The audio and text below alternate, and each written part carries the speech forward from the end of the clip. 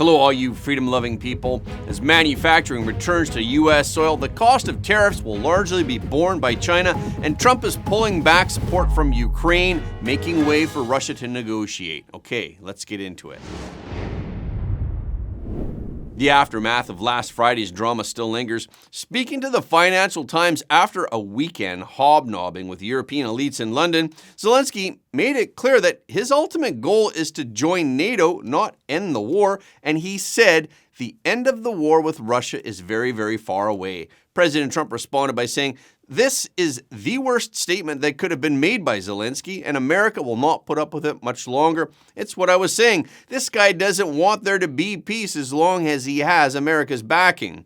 Therefore, the White House is pausing all aid to Ukraine, including weapons in transit or in Poland, until Ukrainian leaders show more appreciation for U.S. support and a commitment to peace." A senior Trump administration official told Fox News that military aid will remain on hold until Ukrainian leaders show a commitment to good faith peace negotiations. The official said, "This is not permanent termination of aid, it's a pause." After the news of the pause in U.S. military aid, European countries indicated that they would be racing to boost their own military spending. Today, European Commission President Ursula von der Leyen unveiled plans to raise defense spending in the EU. She said that the move could mobilize up to 800 billion euros, about $840 billion. The EU is going to hold an emergency summit on Thursday. President Zelensky also responded to President Trump and the news of the pause in U.S. military aid. Zelensky posted on X, "We do really value how much America has done to help Ukraine maintain its sovereignty and independence, and we remember the moment when things changed, when President Trump provided Ukraine with javelins. We are grateful for this." Zelensky also wrote, "Our meeting in Washington at the White House on Friday did not go the way it was supposed to be. It is regrettable that it happened this way. It is time to make things right. We would like future cooperation and communication to be constructive." Zelensky added that he wants to sign a rare earth mineral deal with the United States and be part of peace talks with Russia. There's also the latest news that the U.S. government is considering easing sanctions against Russia. The White House instructed the State Department and the Treasury Department to draw up options for a possible easing of sanctions for U.S. officials to discuss with Russian representatives in the coming days. The agencies are working on proposals to lift sanctions on specific Russian individuals and companies, including some Russian oligarchs. Russia is one of the world's largest oil producers. If the U.S. eases sanctions on the Russian energy sector, it could help curb the rise in international oil prices. This could be a strategic option, especially when the Trump administration puts more pressure on Iranian oil exports. On the other hand, senior Pentagon officials on Monday denied media reports that Defense Secretary Pete Hegseth had ordered a suspension of offensive cyber operations against Russia. The suspension of offensive cyber operations against Russia was first reported by The Record on Friday. The report has sparked strong reactions in the U.S. political arena. Senate Minority Leader Chuck Schumer harshly criticized the move in a social media post on Sunday, saying that it was tantamount to giving Russia a free hand to launch cyber attacks and ransomware attacks on critical U.S. infrastructure. Schumer posted, "The best defense is always a strong offense, and that's true for cybersecurity too." A Pentagon spokesperson declined to respond directly to whether there was a short operational pause, but emphasized that Hegseth's top priority was always to ensure the safety of U.S. troops. The official emphasized that Hegseth had not canceled or delayed any operations against malicious Russian cyber targets, nor had he issued any suspension orders. Even so, Washington and Moscow are moving toward diplomatic normalization, which has led to some suggestions that the Trump administration is cozying up to Putin. But President Trump has picked the right man for the job. He has a united and strong cabinet. Every member of his cabinet is supportive of his ideas. Well, even some of your Republican allies are puzzled by the steps that President Trump has taken to placate Vladimir Putin. I want to bring up a post that Lisa Murkowski. Well, which ones? What steps has the president taken to placate? Let me show you. Let me show you what. Are we arming the Russians? Are we providing economic assistance to the Russians? Have we given the Russians $180 billion? Please let me ask you the question. This is Lisa Murkowski, and here's what she says. This week started with administration officials refusing to acknowledge that Russia started the war in Ukraine. It ends with a tense and shocking conversation in the Oval Office and whispers from the White House that they may try to end all U.S. support for Ukraine. I know foreign policy is not for the faint of heart, but right now I am sick to my stomach as the administration appears to be walking away from our allies and embracing Putin, a threat to democracy and U.S. values around the world. Those are not my words. That's Senator Lisa Murkowski. What's your response? Well, yeah, we're a free country. People have a right to these opinions. I would just say to you, what have we done to placate the Russians? The only thing we've done is say, are you guys willing to talk about peace? I say the same point. We're not giving them. We haven't given. You voted with North Korea and Russia and you voted with North Korea and Russia and Belarus in the United Nations and against our Western allies. No, let me tell you. All right. So do you know what the United Nations resolution was? I'll tell you if you want to hear what it was. It basically said this has been a horrible war. It's time for it to end. The job of the UN is to bring about peace in the world. I thought that's what the UN was created to do, to stop wars and to prevent them. And that's what the resolution did. Was it antagonistic towards the Russians? No. Back to the point. But it also didn't praise the Russians. All it said is, this is a bad war. It needs to end. And by the way, at the Security Council, which has not been widely reported, the first resolution on Ukraine that has passed the Security Council in 3 years, passed this week because of the leadership of President Trump. And it's a resolution that says, bad war needs to end. Let's bring the two sides together. That's what the resolution is. Again, what is the United Nations for? Isn't it not a forum to promote peace in the world? And shouldn't we all be happy that we have a president who's trying to stop wars and prevent them instead of start them?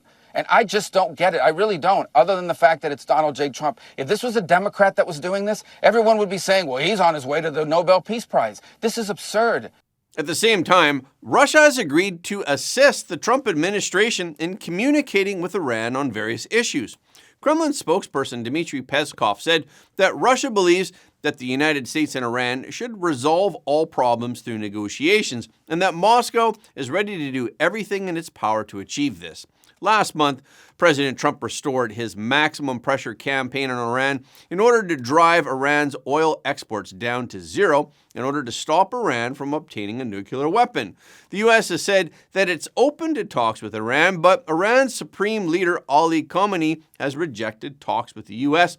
Iran claims that its nuclear program is solely for peaceful purposes, but this is contrary to Western concerns that Iran might be looking to develop nuclear weapons. President Trump raised the idea of Moscow mediating talks between the U.S. and Iran during a phone call with Putin on February 12th. And Rubio and Russian Foreign Minister Sergei Lavrov also discussed Washington's interest in Russia playing a role in diplomacy with Iran during their February 18th meeting in Saudi Arabia. And today, Lavrov traveled to Iran. The Iranian foreign minister said that Lavrov had briefed him on the discussions with Washington. However, it remains unclear if Iran would accept any U.S. offers that are delivered through Russia. Meanwhile, President Trump's focus has shifted back to American internal affairs. He announced on Monday that the United States will impose tariffs on external agricultural products starting next month, in addition to imposing duties on products from Canada and Mexico this week. His post on Truth Social reads, "To the great farmers of the United States, get ready to start making a lot of agricultural product to be sold inside of the United States. Tariffs will go on external product on April 2nd. Have fun." The president did not elaborate on which products would be affected, nor did he disclose whether there would be any exceptions or what the magnitude of the tariffs would be.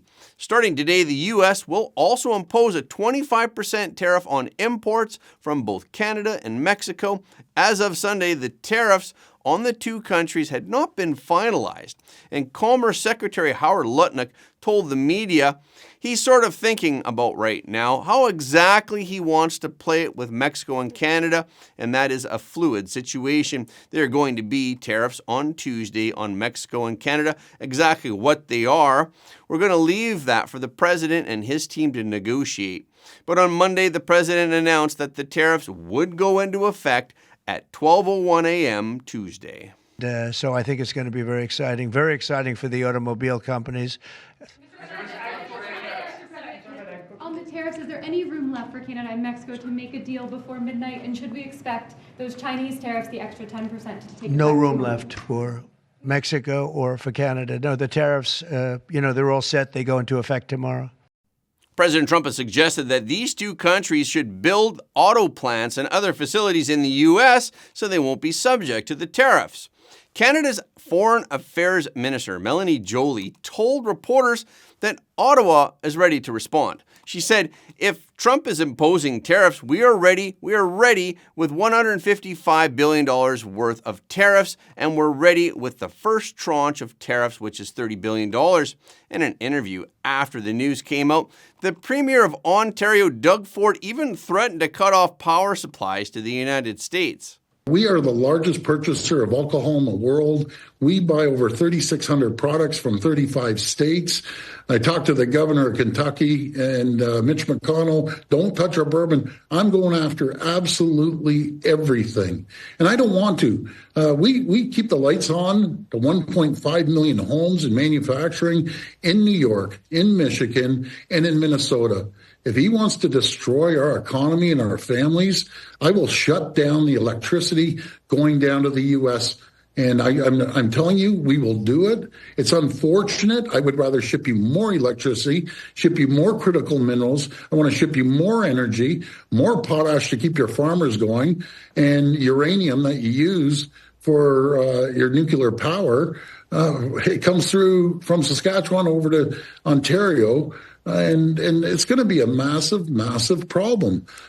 Ahead of President Trump's tariff announcement, Mexican President Claudia Sheinbaum held a press conference on Monday to say that the Mexican government was remaining calm while awaiting President Trump's tariff decision, but that Mexico would respond if tariffs were imposed.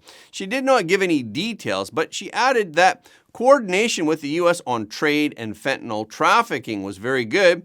Treasury Secretary Scott Bessent said that Mexico has also offered to place 20% taxes on all imports from China as part of talks with the United States. Someone should suggest that to Trudeau. And today in a press conference, Canadian Prime Minister Trudeau also reacted and slammed the tariffs. He claimed that the tariffs are allegedly a setup for the annexation of Canada. President Trump responded to Trudeau's claims by saying, please explain to Governor Trudeau of Canada that when he puts on a retaliatory tariff on the U.S., our reciprocal tariff will immediately increase by a like amount. And Lutnick also explained that President Trump's main goal is to reduce the flow of fentanyl.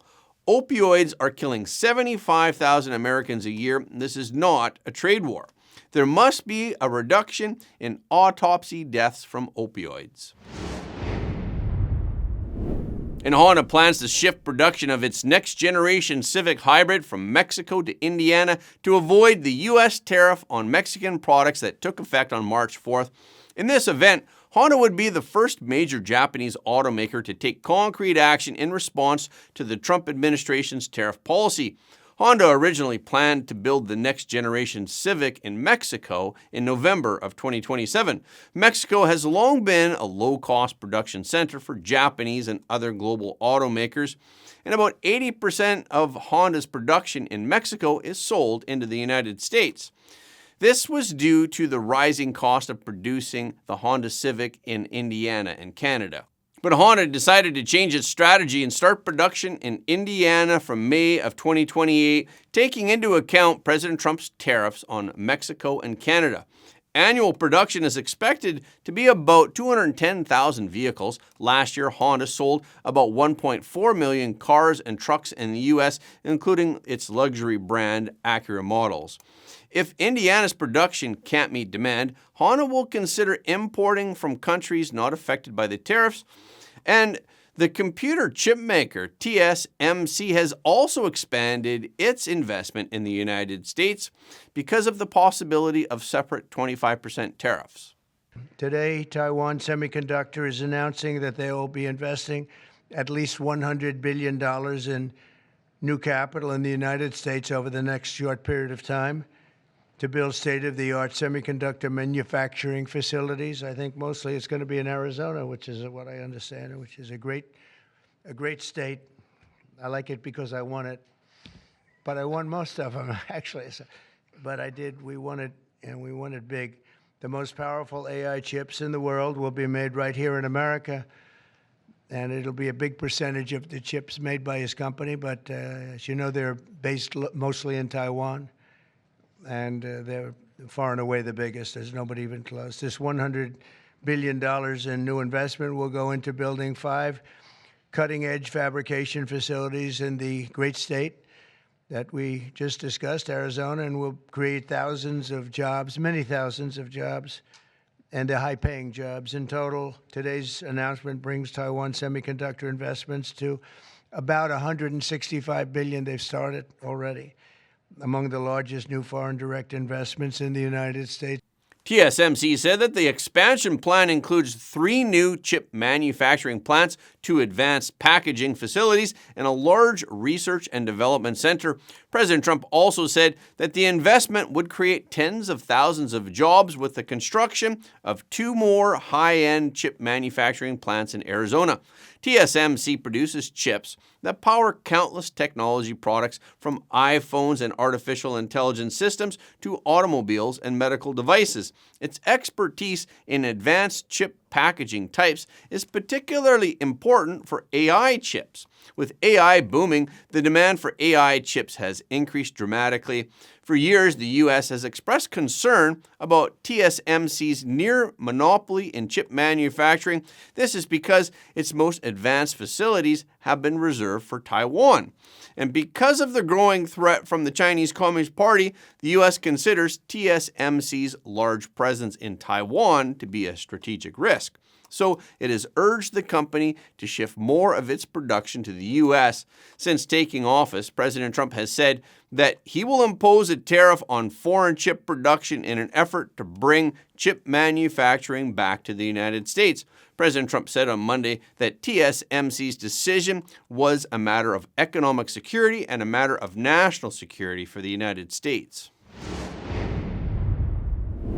Even with all this manufacturing returning to the U.S., some economists still worry that these tariffs could push up inflation and lead to high interest rates through 2026. Warren Buffett is one such investor who is not optimistic about President Trump's tariff policy. He told CBS in an interview, "Tariffs are actually, we've had a lot of experience with them. They're an act of war to some degree. Over time, they are a tax on goods. I mean, the tooth fairy doesn't pay for them. And then what? You always have to ask the question in economics. You always say, and then what?" In President Trump's first term, Buffett, the Berkshire chairman and CEO, spoke out in 2018 and 2019 about the outbreak of trade conflict despite the booming economy. When asked by CBS about current economic conditions, Buffett did not comment directly. He just said, "Well, I think that's the most interesting subject in the world, but I won't talk. I can't talk about it, though I really can't."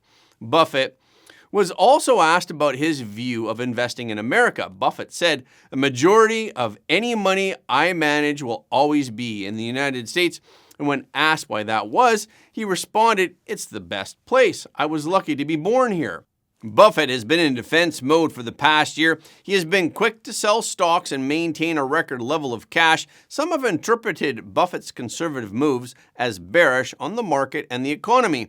But Treasury Secretary Scott Bessent told CBS News on Sunday that China would eat the cost of the tariffs instead of passing them along to U.S. businesses and consumers that import their products in the form of higher prices. When asked what impact the tariffs could have on the average household, Bessent replied, "Well, we don't know yet because it's path dependent. But what I can tell you is that I'm not worried about China. China will pay for the tariffs because their business model is exporting their way out of this inflation. They will eat any tariffs that go on. So President Trump's proposed tariffs are unlikely to push up U.S. inflation. Peter Navarro, the White House's top advisor on trade and manufacturing, is also a supporter of the tariffs.